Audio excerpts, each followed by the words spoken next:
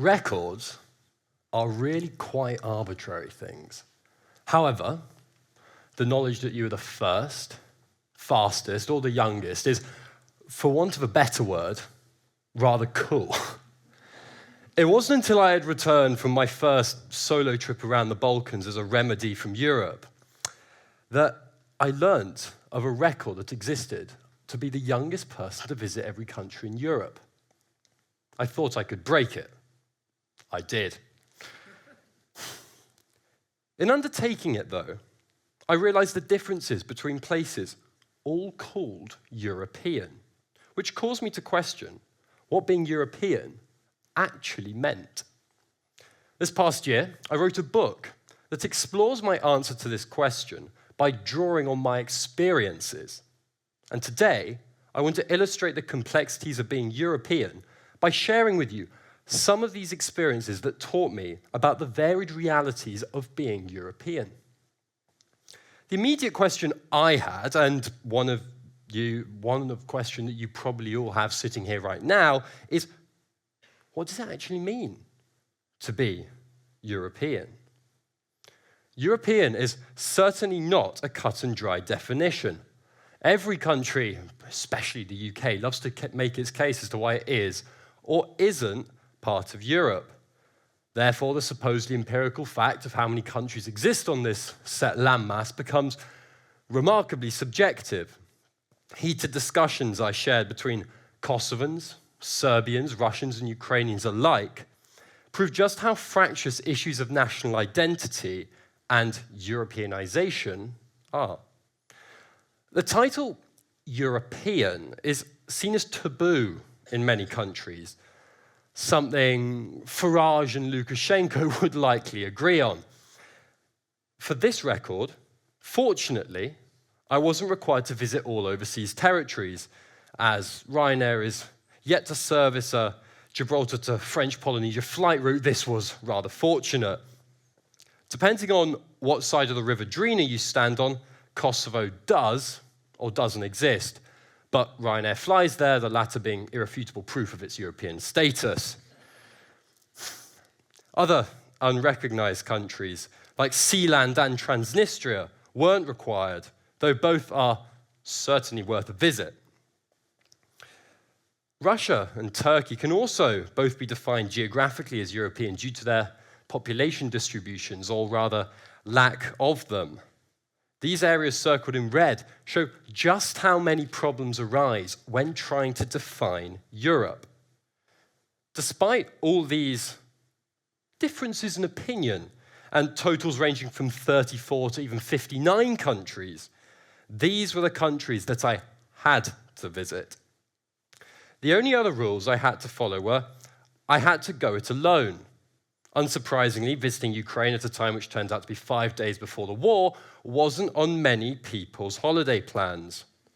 I also had to travel solo, which turned out to be a blessing in disguise, as I talked to far many more people than I otherwise would have. One qualm I did have, though, with this definition of visiting a country was that stepping foot outside Dublin Airport at 4 a.m, snapping a selfie and then darting back inside to get out of the rain didn't exactly feel like much of a culturally immersive visit. Most importantly, this entire journey had to be done using public transport. And for a month-long trip requiring me to visit 21 countries, some rather roundabout routes that threw geographical continuity to the wind were financially necessary. The silver lining in going between less popular destinations, now made even more so by COVID, was that occasionally I found myself on a private Boeing 737, albeit operated by Ryanair. Still, not bad if a 2-hour flight costs less than 2 stops on the tube. Such routes meant that vast spreadsheets had to be drawn up to enable such a complex route to work. All these plans had to be flexible, but I was also backpacking against the clock, having set myself the goal of breaking the record before I turned 17, 3 years younger than the previous record holder. Of all my peripatetic, uniquely modern routes, international bus journeys were the most tiring method of travel, their unpredictability making every journey an adventure. Across much of Europe, especially in the Balkans, buses remain the only means of transport, making for interesting travel companions. These 12-hour journeys tended to be plagued by the thought, where is this bus driver actually going? Usually, the 2-hour diversion was simply so Sergei, the Moldovan marshrutka driver, could drop off the holdalls of cigarettes he'd ensured every passenger contributed towards when crossing the Romanian border. And before long, what had once seemed chaotic became routine. It was almost unsurprising when a driver refused to continue because of bad blood in the next village, leaving me stranded in the snow on a nondescript Albanian mountain pass to hitchhike to the nearest town.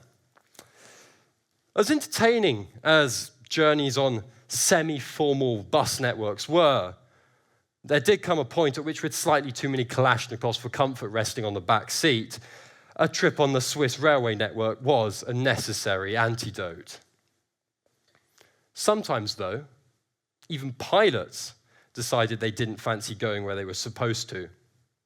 Having circled around Sarajevo for a few hours, the pilot went into land. A last-minute change of mind saw the engines sent to full thrust, and the plane took off again. An hour later, tires once more hit tarmac. At an airstrip, this time a 3-hour drive from Sarajevo. The pilot, evidently unaware of Bosnia's political complexities, had landed in the autonomous region of Republika Srpska.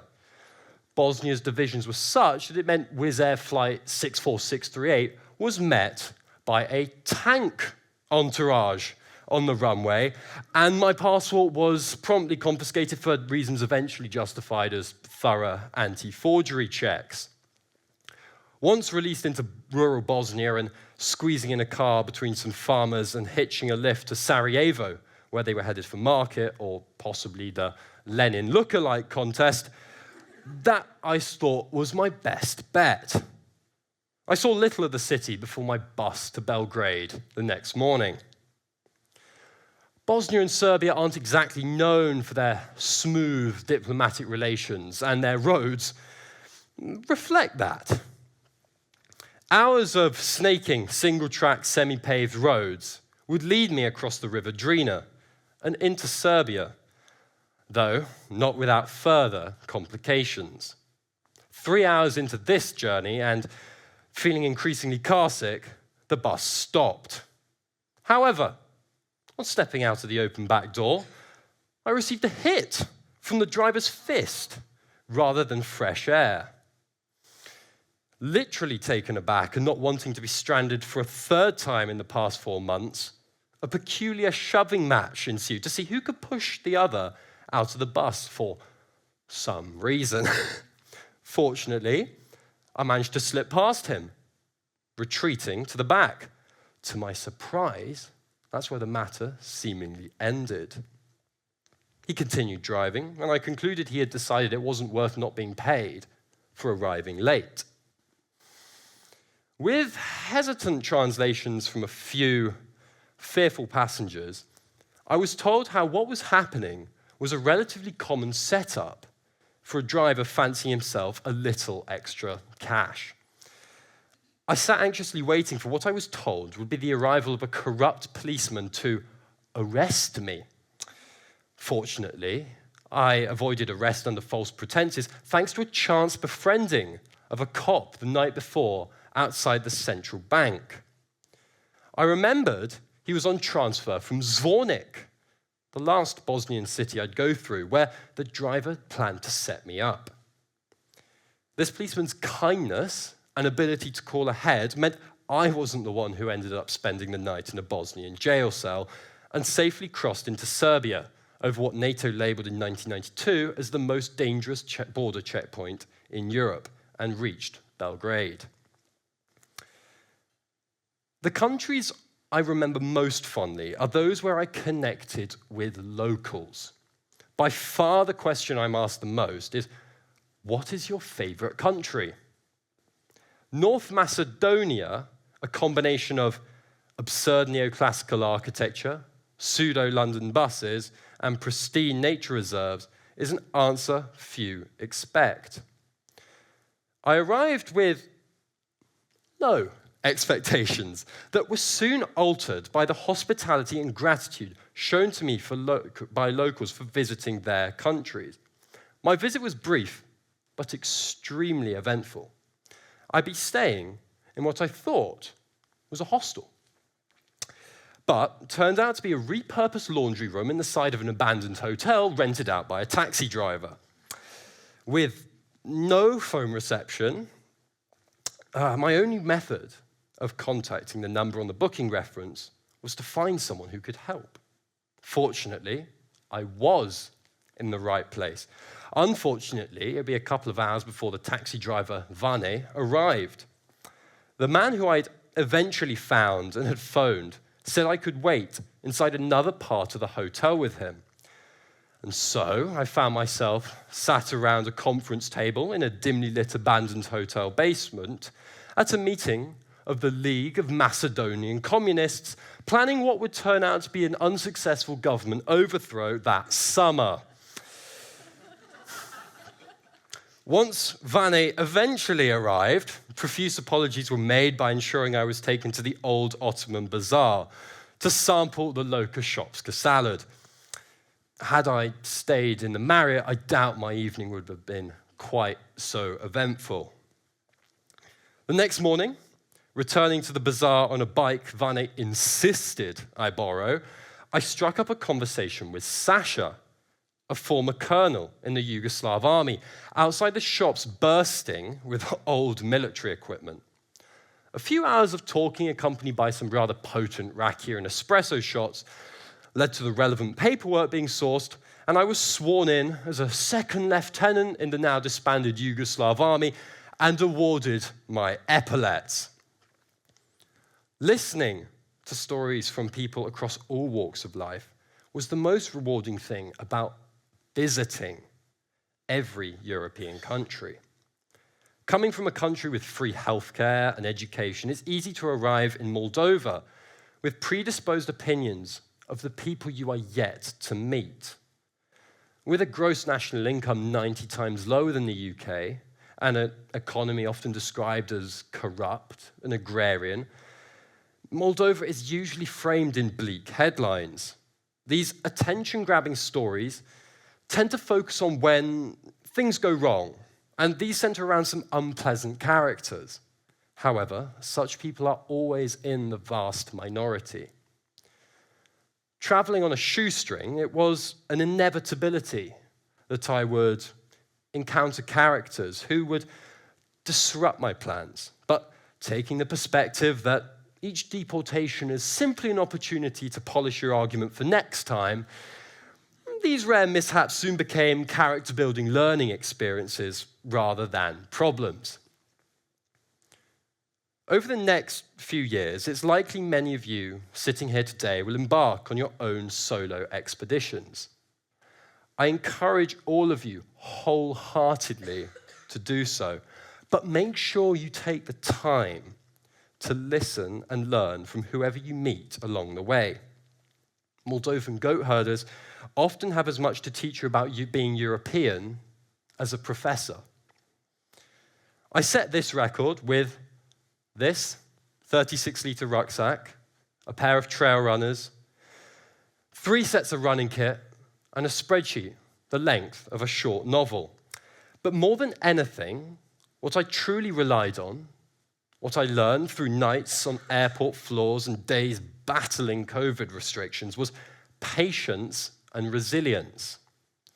The mindset needed for dealing with the wild Montenegrin dogs in the sleeting rain, having missed the last train home for the week, was the same attitude required for all life's challenges. I couldn't have imagined quite how valuable these skills would have been when I sat down to write this talk. This Christmas, I was rushed to hospital, where I spent the next month after being told I might have blood cancer, or at best, tuberculosis. I stand here in the process of making what feels like a miraculous recovery, still waiting for a full diagnosis, but certain that the resilience I built through traveling has immeasurably helped. I hope you've all enjoyed this glimpse into just some of the crazy journeys that brought me here. I'd invite you all to read the book, which I hope to publish soon, which will provide a deeper insight into what it's like to be kidnapped, being made a guest of honor by a state governor in Turkey, being deported from Belarus, how I escaped a Kyrgyz jail, fled an Armenian war zone, and possibly joined the Georgian KGB before traveling along the Afghan border. But for now, I'm the youngest person to visit every country in Europe, the first to do so before the age of 19 and 56 days old. Thank you all so much for listening. Long may the record stand. Thank you.